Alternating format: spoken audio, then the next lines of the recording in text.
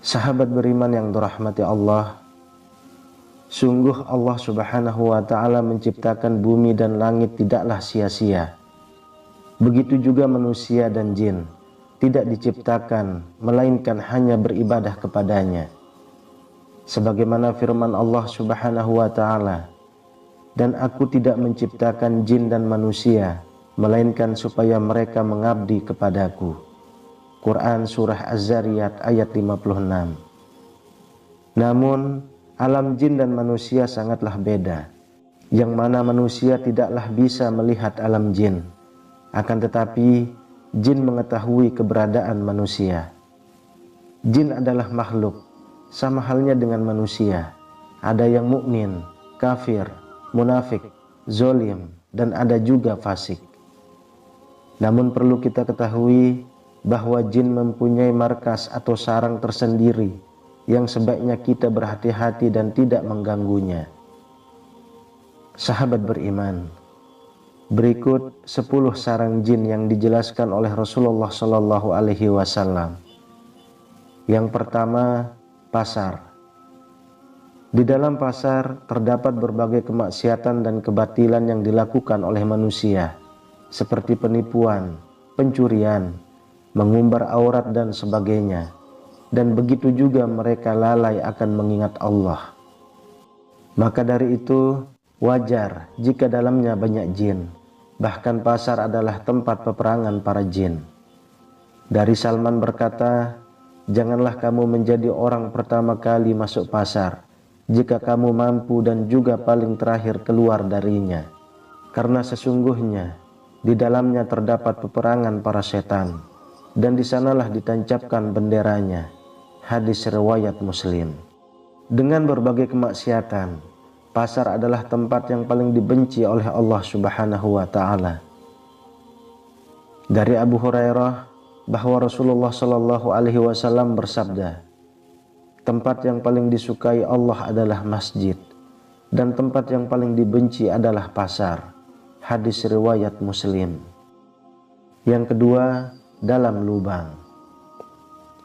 Terkadang di dalam lubang tanah, bebatuan atau pepohonan terdapat sarang jin. Maka dari itu Rasulullah Shallallahu Alaihi Wasallam melarang kita untuk kencing di lubang-lubang. Dari Abdullah bin Sarjis bahwa Nabi Shallallahu Alaihi Wasallam bersabda, janganlah salah seorang dari kalian kencing di lubang. Mereka berkata kepada Qatadah, apa yang menyebabkan kencing di lubang dibenci? Dia menjawab, dikatakan bahwa sesungguhnya itu adalah tempat tinggal jin. Hadis riwayat An-Nasa'i. Yang ketiga, kuburan. Sudah dijelaskan bahwa permukaan bumi atau tanah itu suci dan boleh didirikan sholat di atasnya. Namun Rasulullah Shallallahu Alaihi Wasallam membuat pengecualian, bahwa kuburan dan kamar mandi tidak boleh didirikan sholat di dalamnya. Nabi Shallallahu Alaihi Wasallam bersabda, telah dijadikannya untukku bahwa semua permukaan bumi atau tanah tempat sujud dan mensucikan. Hadis riwayat At-Tirmizi.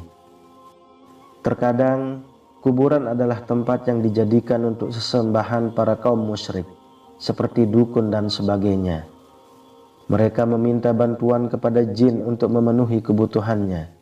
Namun itu tidaklah gratis dan cuma-cuma. Jin khususnya yang kafir akan meminta imbalannya berupa tumbal atau lainnya. Dan tujuannya adalah menyesatkan manusia dan menjauhkan dari Robnya.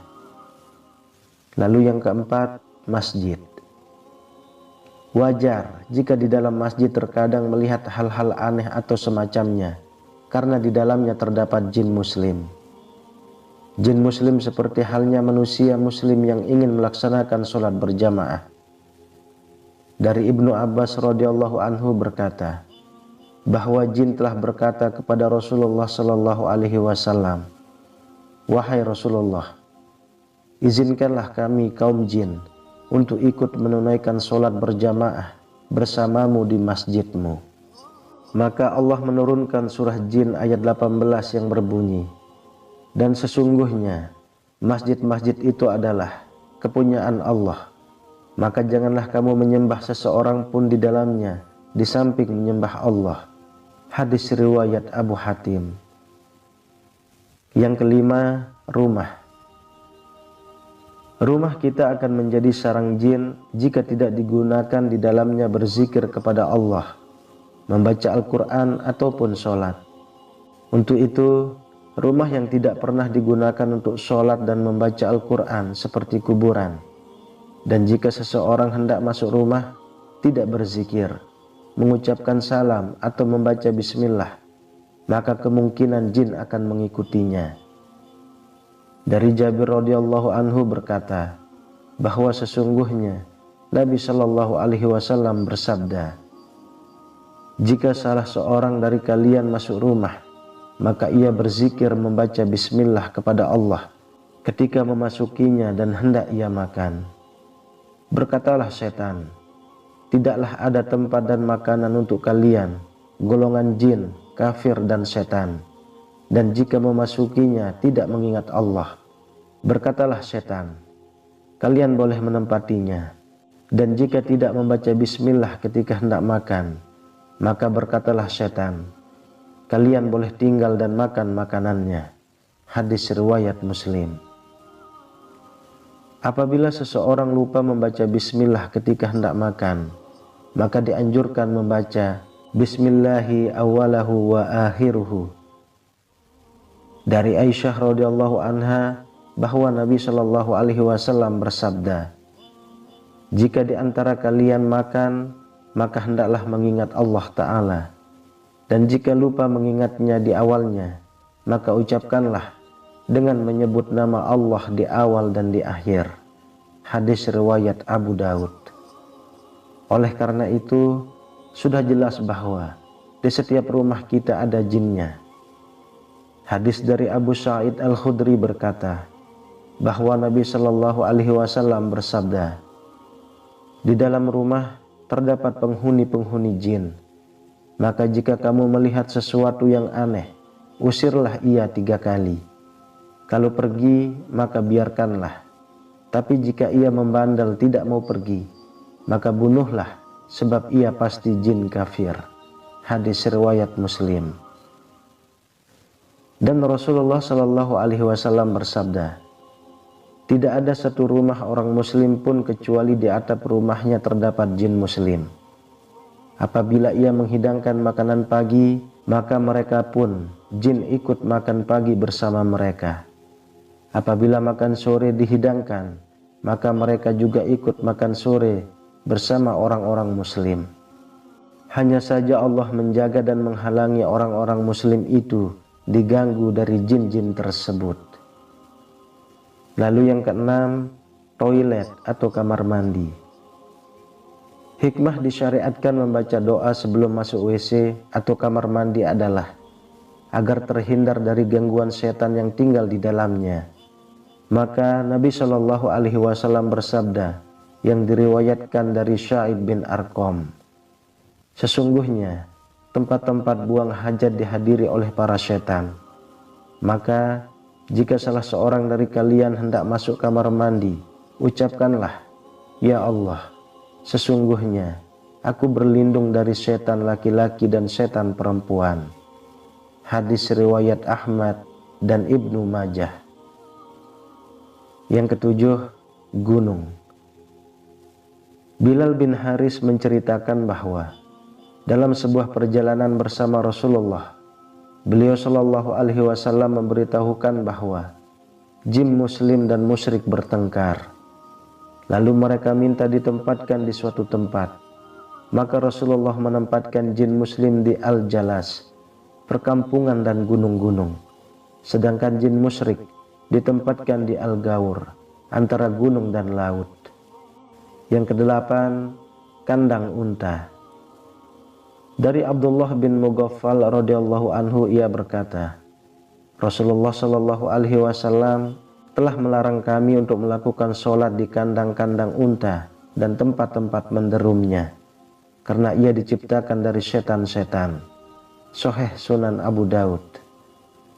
Berkata Ibnu Hibban radhiyallahu anhu, sebagaimana dalam Al-Ihsan mengomentari makna hadis, karena ia diciptakan dari setan-setan, maksudnya adalah sesungguhnya setan bersamanya.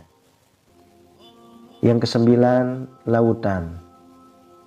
Iblis, setan dan sejenisnya dari golongan jin memiliki kerajaan di atas air. Maka tidak heran jika banyak masyarakat yang percaya akan cerita Kanjeng Ratu Nyai Roro Kidul yang dipercaya sebagai penguasa atau Ratu Laut Selatan.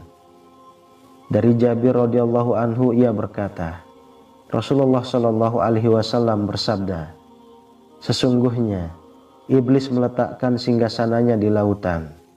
Dari sana dia mengirim pasukannya untuk membuat fitnah, mengacau atau membencanai umat manusia.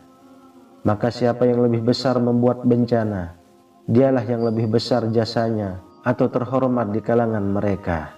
Hadis riwayat Muslim. Kemudian yang ke-10, di padang pasir dan gua-gua. Kita sering mendengar atau melihat bahwa ada orang-orang syirik yang melakukan pertapaan di dalam gua. Ini ternyata karena di dalam gua terdapat tempat tinggal dari golongan jin.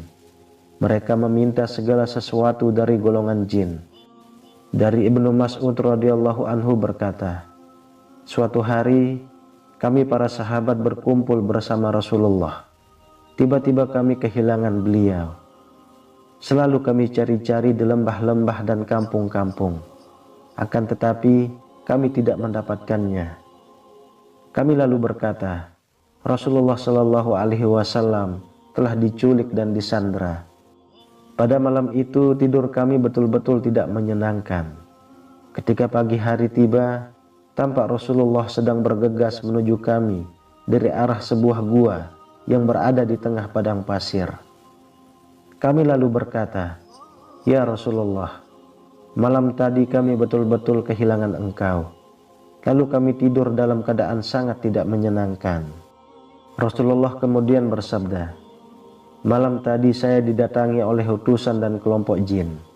Ia membawa saya pergi menemui kaumnya untuk mengajarkan Al-Quran. Hadis riwayat Muslim.